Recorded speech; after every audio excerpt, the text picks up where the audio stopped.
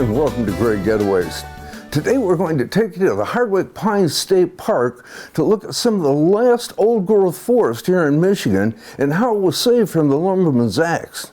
Then we're going to head downstate to do some walleye fishing where we're almost guaranteed to catch fish.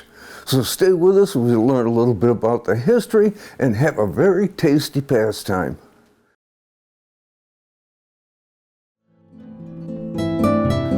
Hartwick Pines is full of scenic beauty and diverse habitat. So let's get started with park interpreter Craig Kasmer. I'm standing in front of the Visitor Center here at the Hartwick Pines State Park. We are just north of Grayling. We came here to one of the premier state parks here in Michigan. And what makes it so great, we hear, are the old growth forests that are here, and there's a lumbering museum. That's about all I know at this point, but we're going inside. We're going to meet with Craig. He's an interpreter here. He's going to take us out, show us around, and we'll find out a whole lot more. We might have noticed the stairway behind me as I was standing out front of the parking lot. Now I've come up onto a bridge itself that goes up over the area down below, so you get kind of an aerial view as you walk through here. Really neat, really nice for the kids, and the Welcome Center is just right over here.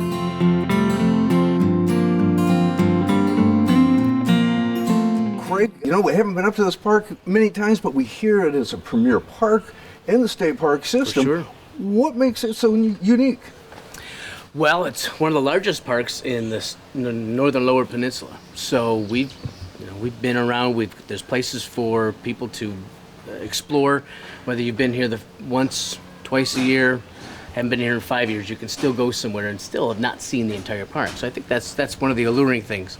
Also, because we've been a state park since 1937, people have been coming here for generations. And so the kids that were here are now grandparents, and they bring their kids and they bring their grandkids. And I remember when this tree was, and that kind of thing. Its visitor center is open year-round. The exhibit hall inside the Visitor Center explores Michigan's forests on a journey through time, beginning with the Ice Age. As we begin our exploration of the forest, we are reminded of Michigan's past importance to the pine lumber industry. Keep a lookout for interpretive signs along the way. Foresters today can use this forest as a source of inspiration for the future of our woodlands. Craig, what are we going to see here? Well, we're going to go through 3 different forest types. And that's kind of significant in the sense that right now we're in a deciduous or northern hardwood forest, pretty typical here in northern Michigan.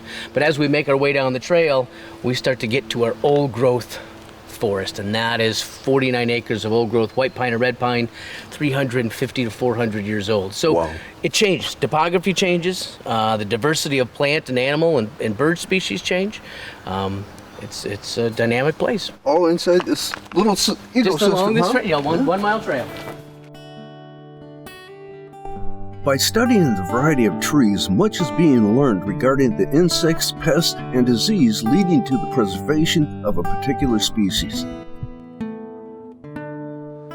We came down the trail. We're almost to the end of it, or at least almost to the logging museum, but I noticed that we've got a little chapel here in the woods. Mm-hmm. Yeah, what's the story on this? So Chapel in the Woods of the Pines, it was built in the early 50s by an anonymous donation, and to honor one of the founding members of the Kiwanis Club. And the cool thing about this, though, I did some research on it. This one, the gentleman who's the anonymous donor, and 2 other guys got together and decided when they died, they wanted to erect a chapel in their favorite state park. So this gentleman passed on. His kids came and approached the state and said, we want to put this chapel here. Our fathers wanted this. And at that time, they were like, that sounds great. The other 2 guys died. There's no other chapels. This was the only one that was built. There should be 2 very similar to this in other state parks. It doesn't say which state parks they were supposed to be in, but I just don't know what happened to that money that was earmarked by that family. The kids were like, let's go buy a boat or something. Go to Vegas. We'll go to Vegas. We'll do something, but we're not building a chapel. But so it is. It is very unique, and we get folks that have renew their wedding vows or have their weddings here. While it is obvious the park is rich in scenic beauty, the educational opportunities that abound can be found around every bend. Have you ever asked or been asked, what kind of tree is that? Learning while making memories is another reason to enjoy this outdoor sanctuary. Learning continues as we arrive at the Logging Museum area. What a thrill to experience our ancestors earned a living, the conditions they endured, and why Michigan has been invaluable in the timber industry. I see, looking down this way now, we've got another building down there, plus we got a few other things. What is this about? Right, well, way back there is our steam-powered sawmill, and that runs twice a year. We have 2 annual events. We have many annual events, but the 2 biggest ones are Wood Shaving Days, 3rd weekend in July, and Black Iron Days, which is the 4th weekend in August. And that steam-powered sawmill runs. And the blade goes, we take logs and we cut them into boards. As we come this way, though, we have 3 of the old equipment that they used to make the iced roads. As I mentioned earlier, they only did this in the wintertime, on the onset of the logging era. And so they had to get these logs to the river banks to have the log drives. Well, they would have sleighs, and so you'd have to have an ice-packed road. And the first red machine over there is a snow roller, and they would roll this and pack the snow. The next one is a rutter sled, and they would take ruts and put ruts along the side. Then the sleigh could be right on top of there. The last one is the sprinkler sled, and they would move that along and spray water on it. Icing it up. Let it overnight, it freezes, they come back the next day, and it's nice smooth track with ruts, and you'd load your logs. The horses would pull the logs to the side of the river and wait for springtime for the snow melt. Then they'd roll the logs down and carry them down the river. Sounds like an antique ski trail or snowmobile trail by the sound, you know, I mean, it's the same principle. With no brakes, with no brakes. Oh, so that wouldn't be a lot of fun. On a slope, it was very dangerous. Up in west of Gaylord, there's Dead Man's Hill. I know it. And that's the whole story about them going down a nice road with that log jam coming down behind those horses. And major ways to look at trees, identify them: the bark, the leaves, or the needles, and the seeds. Those 3 things, you can kind of start to push them together. So with this grouping here, we've got white pines, red pines, and eastern hemlocks. And so white pine, which is our state tree, what the monarch was, this is an old bunch of needles that came down. If you take a bundle off and you hold them up, if you can see those or not, but there's 5 needles per bundle. So we say you can spell the word white, W-H-I-T-E. That's white pine. Red pine, a lot longer, and there's 2 needles per bundle. So a lot longer, a lot more stiff as well. Hemlocks are not pine trees. They're a conifer, but they're not pines. And they've got individual short needles all along the ridge of the twig. Looks kind of like a spruce, the one you might, or a fir tree that you would put in your house if you celebrate Christmas that way. They're individual needles. They're not in bundles. So pines have needles. Hemlocks, fir, spruce do not have bundles. They've got individual. Before we head all the way downstate, we needed a little bit of nourishment. So we stopped at the Dirty Smoke Barbecue in Saint Helen on Route 222. Justin, I see you got a big smoker out here. Is that how you do a lot of your cooking? Yep. We get a lot of business off of the trailhead. We're the first stop off the trailhead. So St. Helen's like the spoke of a wheel, wagon wheel. Everybody comes from all the little towns, Holton Lake, Roscommon, Rose City, and it's about a 36-mile ride each one way. So they come here, eat, gas up, and go back home to their areas. We got a lot of locals, a lot of vacationers on the weekend, so we got a lot of people to feed, and we're here to take that challenge up. Okay, well, what are you feeding them? Tell me about that. We're a unique truck. We do barbecue. We like to try to think outside the box with prices so high on food, so we like to stick with the pork and do some exciting foods using the pork product. We have the cheesy pig, which is a grilled cheese on Texas toast, and we take our slow smoked loose pork and we hit it on our flat top griddle with our homemade barbecue sauce and get it all like a Benihana and chop it all up, make a lot of noise in there, smells so good, and then we put everything together and wrap it up in the foil, and the whole process just marriages everything. And then we got what's called the Fat Daddy of the 222. That's another favorite classic. It's our loose pork on a pretzel bun, also hit on our flat top griddle. That when you hit that on that hot griddle and that barbecue sauce, and it just sears everything.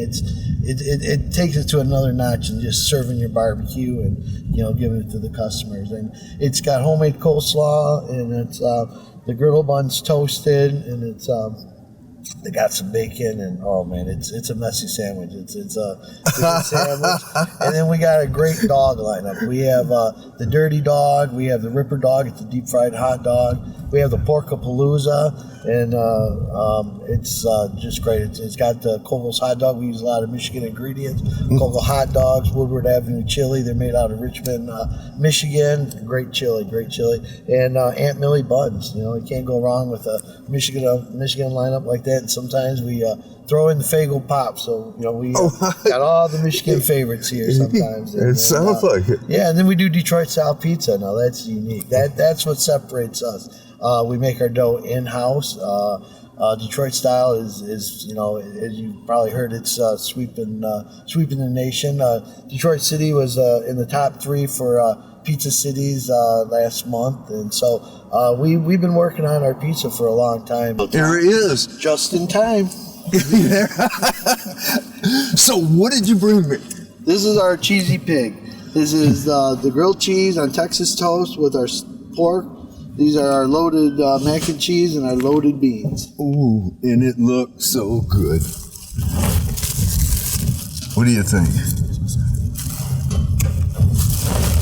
Are you all wishing you were here with me? I'm sure you are.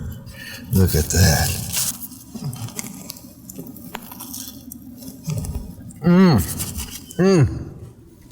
That was good stuff, Justin. Excellent. Well, folks, I hope you enjoyed this little segment on the Dirty Smoke Barbecue. As you can see, the food is delicious. I'm telling you that now, and I'm going to eat. So if you're up here riding and you get hungry, and you probably will, don't forget to stop here at the Dirty Smoke Barbecue. You won't be disappointed. We're heading into the Detroit River with good friend Joel Pizak of Fish Headz Charters and another good friend, Dr. Ariel Ponce, and his son Samuel, who's going to be fishing walleye for the first time. With Joel as our guide, it will be a trip for young Samuel to remember. We'll start our trip with Joel explaining the fishing tactics we use today. He's one of the best guides around, and I have no doubt we'll be taking a mess home for dinner tonight. Again, we're at the tail end of this run here, but we're getting some decent sized fish. They're generally running like 2 to, I want to say about 4 or 5 years old. So we're getting some decent fish, some that are around 24 inches on the heavy side. But the majority of them are just great eaters, great table fare. Those that want to seek those trophy size walleyes that could push 30 inches, 10 pounds, that's early on in the season. Those fish come up into the river real early, as soon as the ice comes out. We're talking about end of March, also into the beginning part of April. They come in, spawn, move out, and generally they're headed back to Lake Erie, where they'll migrate throughout the summer season to chase bait down there.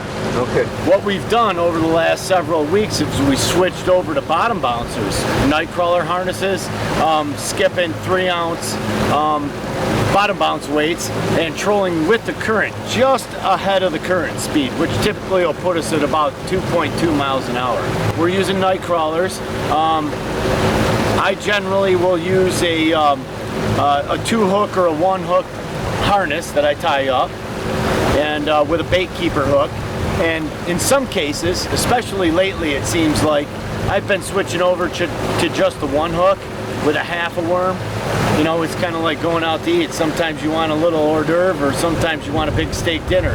And when conditions are tough, especially high sun like this, very clean water, I like to kind of downsize everything. That goes to say that belief holds true across a lot of different types of fishing. You know, whether it be salmon fishing, whether it be bass fishing, muskie fishing. Now, last time we were out with you, we were on quite a bit bigger boat. Of course, we were out on Lake St. Clair at that time, and now we're down here on the river. So you've got several boats that you use? I do. Yeah. So in my operation for my charter business, I have 3 different boats that I generally will operate from, fish out of. Some are more practical for certain applications than others. In this particular case, this is my Lund Alaskan, a 20-footer. Very wide open boat. It's a tiller. So that way I have a lot of room that I can navigate, run rods, run to the front of the boat to put the trolling motor in and so forth. It's just very, very suited for this type of fishing application. Enough gabbing, it was time to fish, and Joel wasted no time setting up the rods for us. As he was setting us up, there was something you don't see very often when you're walleye fishing. A 1,000-foot self-unloader seagoing ship. That's impressive and maybe a little unsettling when you're in an open 20-footer.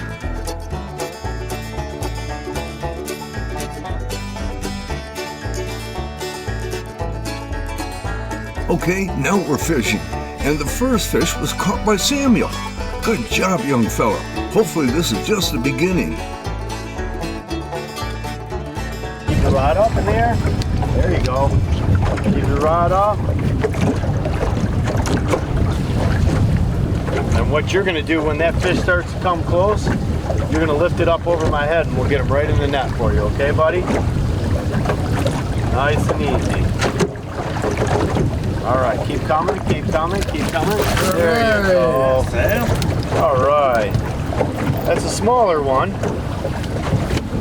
How big do they have to be to keep? Well, in Lake St. Clair, they have to be 13 inches. In the Detroit River, they need to be 15 inches. Is that your first walleye, buddy? That's a pretty good job. We were fishing, and here comes another ship that, if you know anything about the Great Lakes shipping history, knows about the Arthur M. Anderson.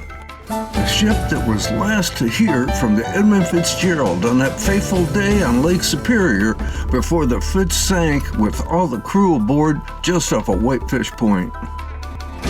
Okay, back to fishing, and it was Samuel again. This time he had a nice keeper. Hold that right off to the side there.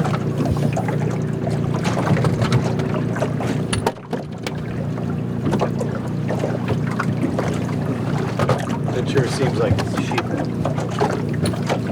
There's a lot of sheepheads here, aren't there? There are. You're doing pretty good. Got it still? You got a fighter on there. Oh, look at this. It's a giant catfish. Oh, it is? Hold the rod up, buddy. Wow, look at that. All right. That's a giant catfish, buddy. Not a walleye, but that's going to give you a workout, isn't it? That fights more than a walleye. Oh, yeah, it does.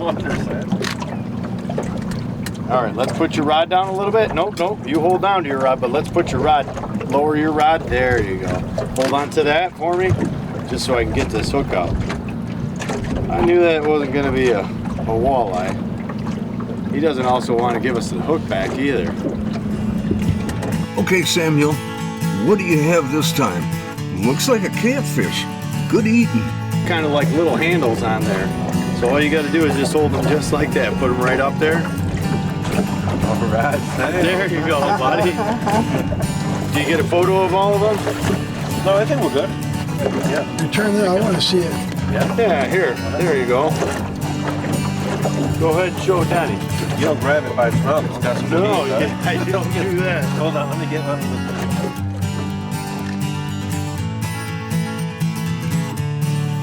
No, Samuel didn't catch all the fish. It just seemed that way.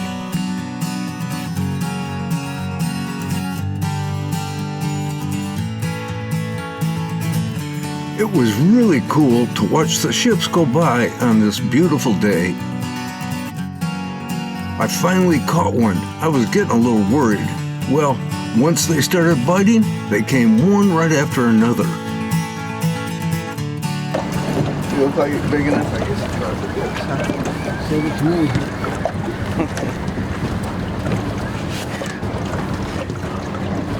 Doing okay. We spent some hard time out here, but I'm telling you what, Joel's always putting us on fish every time we go out with him. And we got walleye to eat.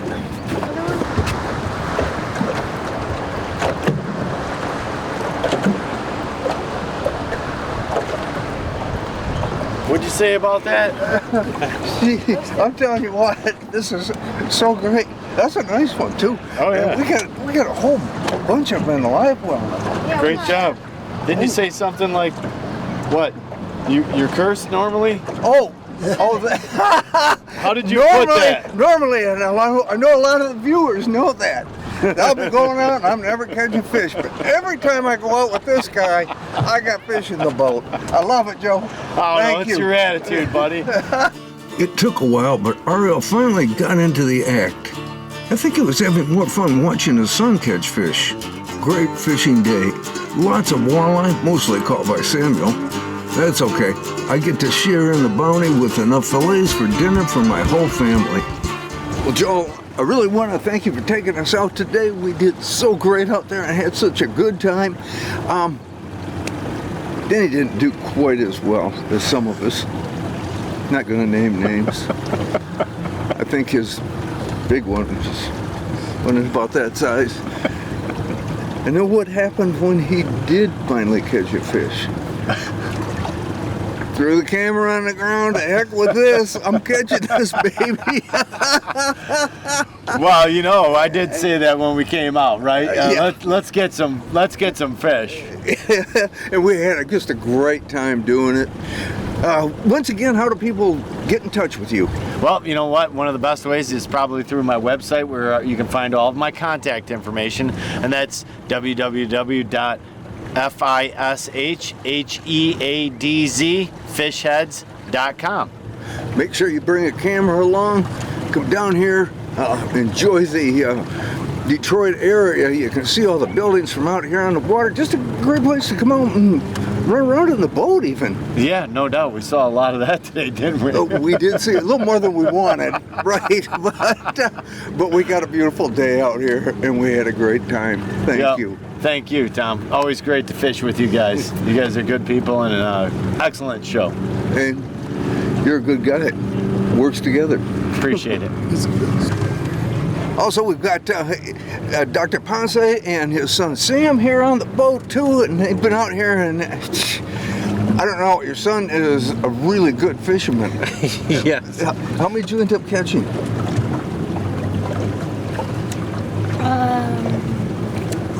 7 or 8.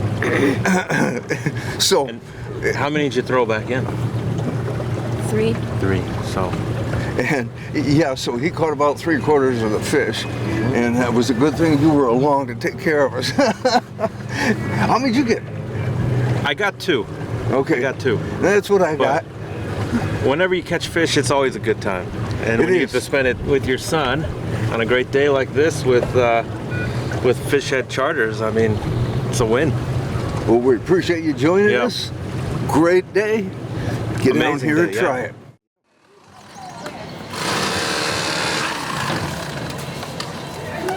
Watching Joel clean the fish for his clients is nothing but a wonder. Wish I could do that, but, oh, well, I never had a reason to. Well, I hope you enjoyed today's show. I got to do a couple of my favorite things. I went to Hartwick Pines State Park, learned a little bit about the history there, and then I went down, did some walleye fishing. I tell you what, it doesn't get any better than that. If you'd like more information on today's show, you can go to our website at greatgetaways.tv. Thanks for watching, and we'll see you next week.